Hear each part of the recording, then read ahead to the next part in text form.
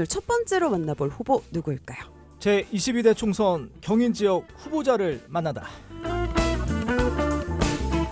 네, 오늘은 경기도 화성시을 개혁신당 이준석 대표 전화 연결돼 있습니다. 대표님 안녕하십니까? 예, 안녕하십니까? 네, 안녕하십니까? 예. 예, 이런 시간에 이렇게 전화 인터뷰 응해 주셔서 감사하고요. 예, 초대해 주셔서 감사합니다. 예. 네, 오늘부터 사전 투표가 시작이 됩니다. 실례지만 대표님은 언제쯤 투표를 하실 예정인지 먼저 여쭤보겠습니다. 지금 선거운동이 매우 격렬하게 진행되기 때문에요. 아마 오전 중에 제가 시간을 내가지고 네. 참여할 것 같습니다. 예. 네. 현재 지금 판세는 어떻게 보고 계신가요? 마침 오늘 아침에 이제 여론조사가 또 보도되기 시작했는데요. 예. 지금 이제 지난 한 몇 주간 꾸준히 격차가 좁혀지고 오늘은 제가 30%대 이제 진입한 조사들이 나오고 있거든요. 예. 마지막 여론조사겠죠. 근데 급격한 상승세가 실제로 느껴집니다. 그렇기 때문에 저는 충분히 이번 선거에서 최대 격전지, 이변의 격전지가 될 수 있는 곳이 바로 화성을이다. 동탄 주민들께 예. 마지막 스포트 올려가지고 이 선거에 꼭 의미 있는 결과를 만들어달라고 부탁드리고 싶습니다. 아, 예. 뭐 시간 얼마 안 남았는데 여튼 뭐 대역전극 충분하다 이렇게 보시는 거죠?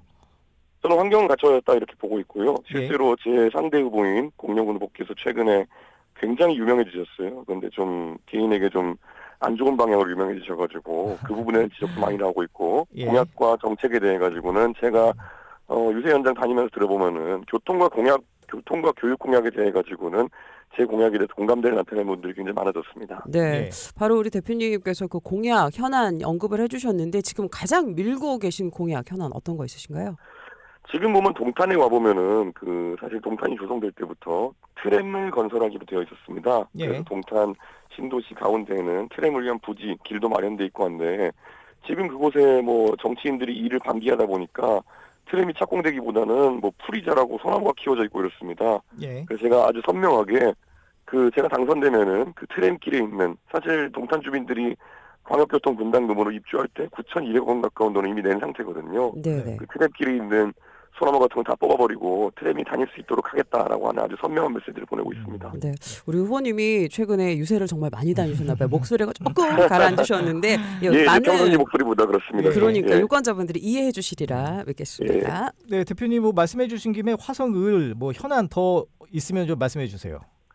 실제로 화성을 같은 경우, 동탄 같은 경우에는 이 교육 환경이 지금 원래 계획된 인구보다 동탄이 많이 늘어나게 되면서 학교 과밀 현상이 굉장히 심각합니다. 예. 그렇기 때문에 그런 학교 과밀 현상을 해소하고 또 학생들 중에 배정 문제 때문에 원거리 통학해야 되는 학생들이 좀 있기 때문에 네. 그 학생들 위해서 즉각적으로 통학 셔틀 같은 것을 배치하겠다. 이런 것이 저희의 지금 공약이거든요. 이런 것들에 대한 호응도도 굉장히 좋은 상황입니다. 네, 아, 예. 역시나 젊은 도시답게 맞춤 공약을 지금 얘기를 하신 것 같은데 이번에 개혁신당 의석수는 어떻게 예상하시나요?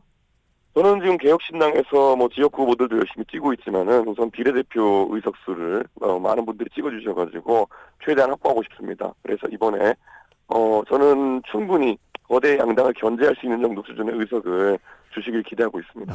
네, 구체적으로 말씀해 주시면 더 좋을 것 같은데요. 뭐 지역구 비례 뭐 이렇게 좀 나눠서 좀 예상 의석수 어떻게 저희가 알 수 있을까요?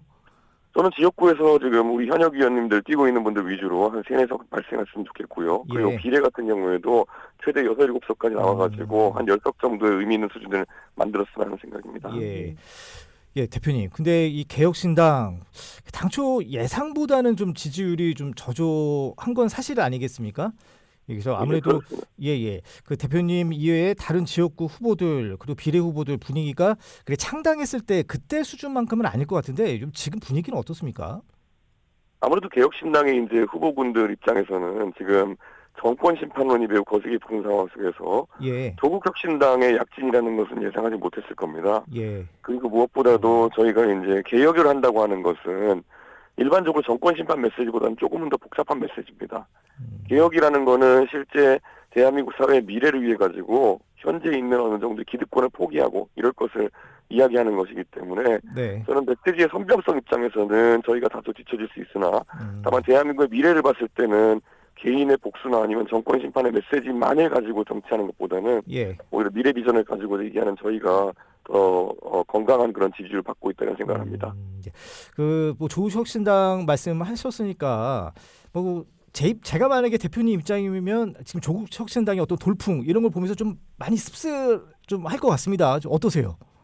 조국 혁신당이 가는 방향은 저희가 갈 수는 없는 방향입니다. 왜냐하면 결국 정권 심판이라는 것은 예. 저희도 당연히 야당 입장에서 윤석열 정부의 잘못된 점을 지적하고 또 예. 그리고 그걸 교정하겠다는 의지를 가지고 정치를 하는 주장이지만은 예. 조국 전 장관은 결국 개인적인 서사가 많이 얽혀있지 않습니까? 예. 그렇기 때문에 조국 전 장관이 능력면에서 어쩌면은 가장 윤석열 정부를 아프게 지적할 사람이다 이런 평가보다는 개인적인 서사 때문에 가장 선명하게 그리고 가장 강하게 윤석열 정부를 몰아붙일 것이다라는 생각이 있는 거거든요. 예.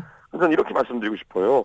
과거에 민주당이 170석, 180석 가지고 있다고 해가지고 윤석열 정부를 합리적으로 견제해내지는 못했습니다. 예. 그 안에서 오히려 의원들이 가가지고 조금은 수준 낮은 질의를 한다든지 아니면은 한동훈 위원장에게 대정부 질문하다가 오히려 한동훈 위원장을 띄워준다든지 이런 일들이 발생했거든요. 예. 저는 그래서 정권 심판한 데 있어가지고 의지가 강하고 또 그리고 그런 목소리를 세게 내는 것 이전에 예. 그 도구와 수단이라고 하는 것은 되게 한정적이거든요. 의정 활동을 통해 가지고 국회의원이 얼마나 그걸 잘 해낼 수 있을까가 중요한데 잘 생각해 보시면은 이준석이나 아니면 개혁신당의 멤버들이 국회의원이 된다면은 지금까지 방송이나 이런 면에서 보여줬던 논리적인 면 그런 걸 통해 가지고 굉장히 아프게 윤석열 정부를 지적해낼 수 있는 그런 역할이 있다 이렇게 말씀드리겠습니다. 예.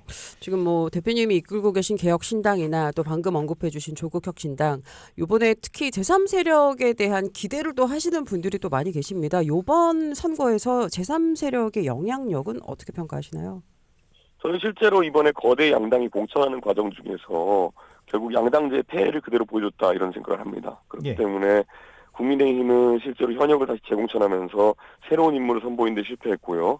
민주당 같은 경우에는 결국 이재명 대표가 본인에 대한 어떤 정치적인 기반이 부족하다고 생각했는지 그걸 확보하기 위한 공천을 했고 그것 때문에 정말 제가 봐도 훌륭한 분들이 많이 민주당에서 이제 공천 탈락을 했거든요. 네. 일례로 박용진 의원님 같은 경우에는 제가 이제 노원에서 정치하면서 옆에 강북구에서 정치하셨기 때문에 잘 알지만은 의정 활동이나 아니면 또 지역구 관리 측면에서 박용진 의원이 결코 못한다는 평가를 받는 분이 아니거든요. 근데 이번에 결과는 그렇게 나온 거 보고 다소 의아하다는 생각을 좀 했습니다. 예.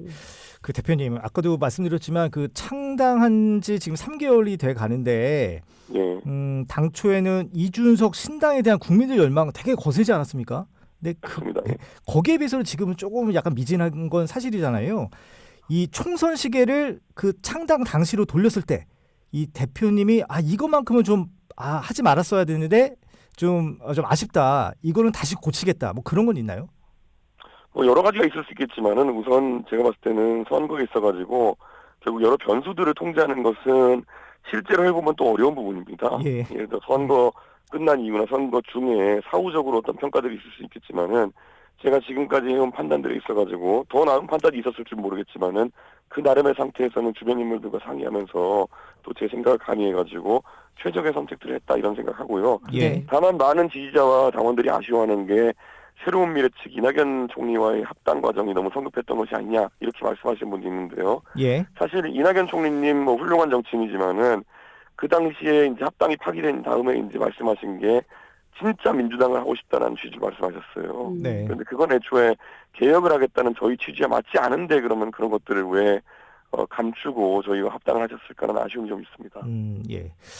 또 이것도 있지 않을까요, 조 대표님? 혹시 국민의힘에서 의원들의 어떤 이탈 세력들이 어떤 개혁신당으로 올 거다라고 저희들이 많이 좀 예상을 했지 않습니까?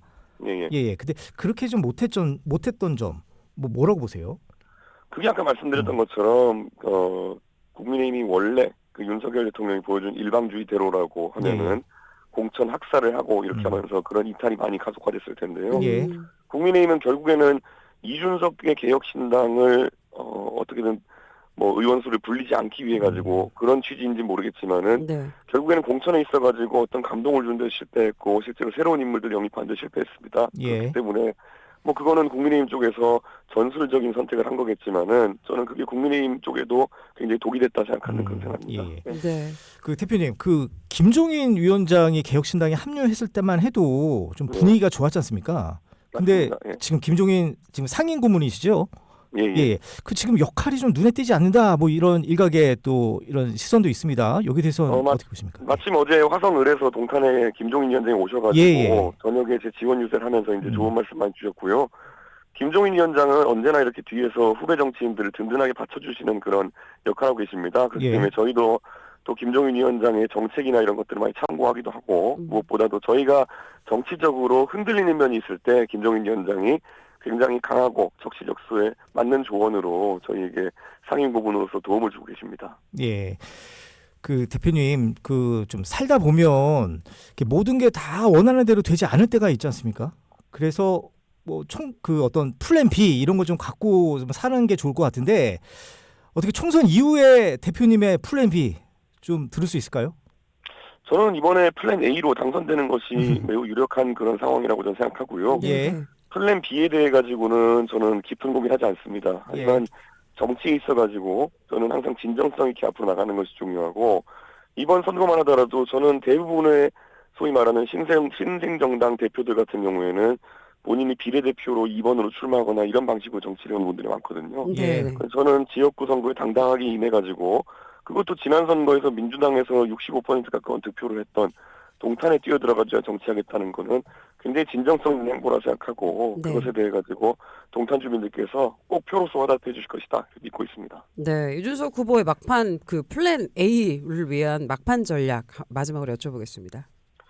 동탄 유권자들께 저는 말씀드리고 싶은 게요. 결국 지금 공영훈 후보에 대해 가지고 여러 가지 또 의혹사항이나 이런 것이 보도되면서 공영훈 후보님이 만약에 당선되신다 하더라도 저는 의정 활동하는데 상당한 지장이 있는 상태가 되었다. 저는 이런 생각을 합니다. 네네. 그리고 또 그 지금 공영훈 후보님께서 가지고 있는 그런 부담스러운 지점을 또 동탄 전체에 이제 의정 활동에 지장이 가지 않도록 저를 당선시켜 주시는 것이 좋다 이렇게 생각하고요. 예. 그 과정에서 또 한정민 후보 같은 경우에도 좋은 공약과 좋은 이런 정책으로 선거에 임하고 있지만은 표가 또 분산되어 가지고는 공영훈 후보의 당선을 저지하는 데 어려움이 있을 겁니다. 예. 그렇기 때문에 또 한정민 후보를 또 좋아하시는 분들도 지금은 동탄에서 아주 민망한 일이 발생하지 않도록 네. 저는 결집된 힘으로 공영훈 후보에 대한 심판을 해야 되는 것이 아닌가라는 생각하고 네. 표를 모아주시기를 좀 기대하고 있습니다.